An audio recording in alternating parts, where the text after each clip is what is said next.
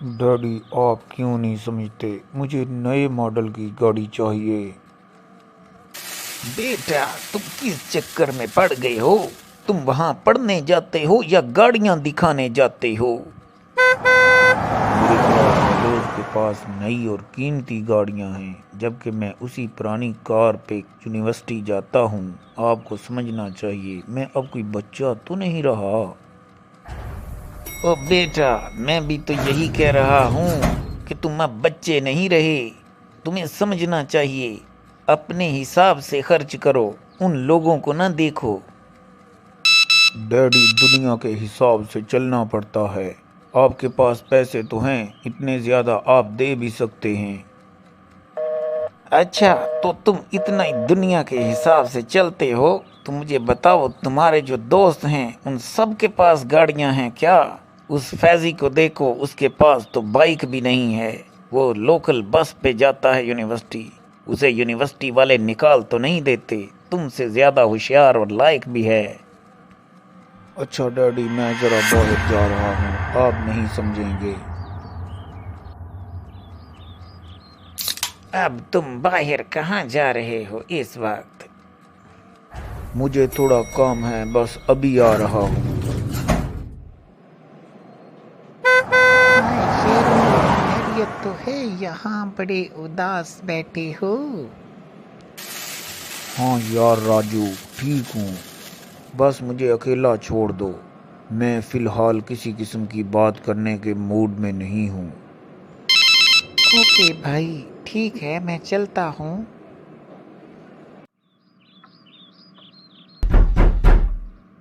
कौन है भाई? अंदर आ जाओ, क्यों दरवाजा पीट रहे हो? ओ, आ जाओ राजू, बड़ी बात है, आपने भी टाइम निकाल लिया। ओ फैजी, कैसे हो आप? इधर से गुजर रहा था तो सोचा आपसे भी मिलता जाऊं।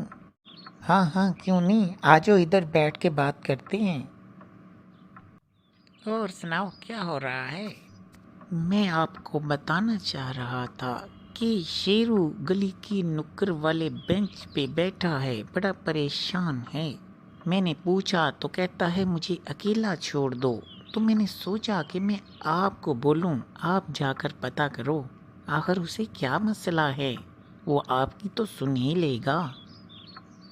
ओहो, एक तो ये भी ना दूर वाली फुफ्फो की तरह हमेशा नाराज ही रहता है। मैं अभी जाकर देखता हूँ, आजो मिलकर चलते हैं। बल्कि ठहरो राजू यार, मैं आपके लिए जूस लेके आता हूँ। नहीं फैजी यार, तकल्लुफ़ की कोई ज़रूरत नहीं है। मुझे घर से कॉल आ रही है, मुझे जल्दी जाना है। आप उसको देख लो ज़रा। शेरू, खैरियत तो है? क्यों मुंह लटका के ऐसे बैठे हुए हो?